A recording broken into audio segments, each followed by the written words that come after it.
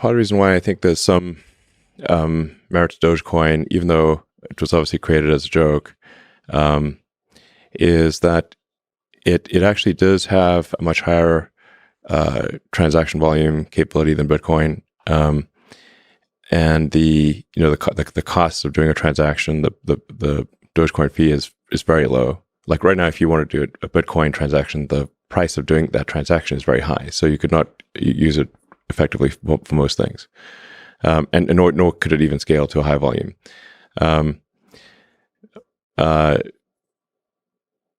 And when Bitcoin was started, I guess around 2008 or something like that, the internet connections were much worse than they are today, like order of magnitude. They're way worse, in 2008. So like having a small block size or whatever is, and a long synchronization time made sense in 2008. But to 2021 or fast forward 10 years, it's like comically low. And I think there's some value to having a linear increase in the amount of currency that is generated.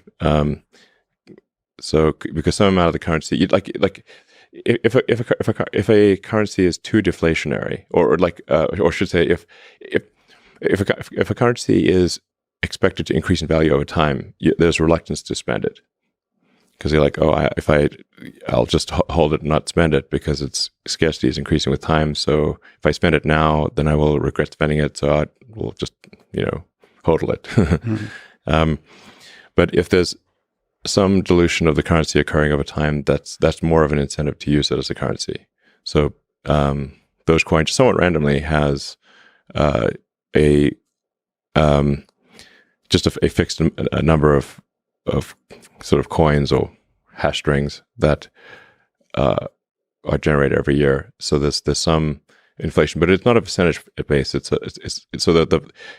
fixed number. So the percentage of inflation will necessarily decline over time.